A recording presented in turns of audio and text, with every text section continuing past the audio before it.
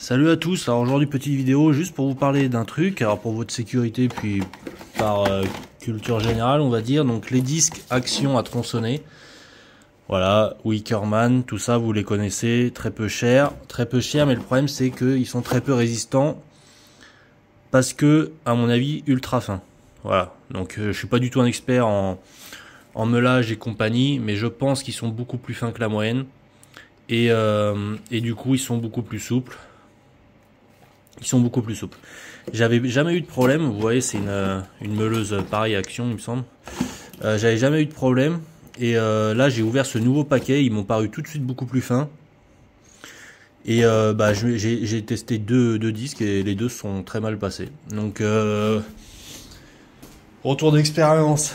Premier disque, le moyeu est carrément resté sur place.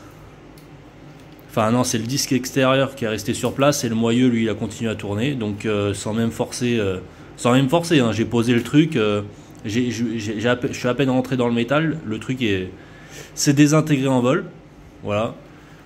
Donc tous ceux qui s'y connaissent vraiment, dites-moi si c'est normal avec des disques très fins comme ça ou quoi, mais bon, a priori c'est rendre la daube. Alors on peut couper, je pense, on peut couper des trucs en acier, en métal, mais à mon avis, il faut y aller vraiment avec beaucoup de précaution et surtout ne pas se foutre en biais.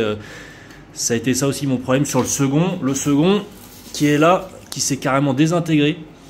Heureusement que j'avais bien la protection, le carter de meuleuse.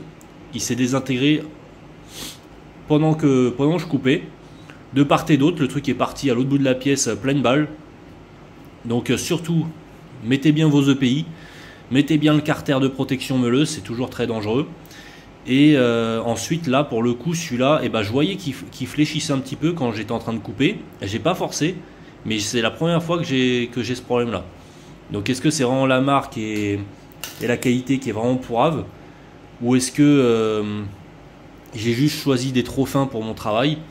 Je sais pas. C'est quand même stipulé. Alors, attendez, je regarde, mais déjà, c'est stipulé acier. Ça c'est sûr. Et ensuite moi ce que j'avais regardé c'était est-ce qu'il parlait d'une épaisseur maximum ou je sais pas, mais a priori non. Là on a quelques infos à droite, 10225 22 max 12 000 rpm. Alors moi je monterai pas 12 000 rpm avec ça, mais il n'y a pas marqué. Alors le code en dessous à 60 tbf, bon je sais pas trop ce que c'est.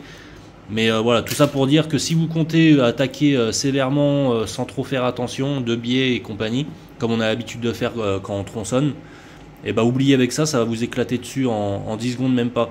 J'en ai testé deux, les deux ont éclaté, voilà. Petit retour expérience Action, des disques à tronçonner. J'espère que la vidéo vous a intéressé, vous a appris quelque chose quand même. Du coup, mettez un like si ça vous a plu. Dites-moi en commentaire ce que vous pensez, si vous avez testé d'autres marques et tout. Et abonnez-vous surtout parce qu'il y a plein de petits tests comme ça, bricolage, Action, Lidl et compagnie. Allez, bonne journée à tous, salut!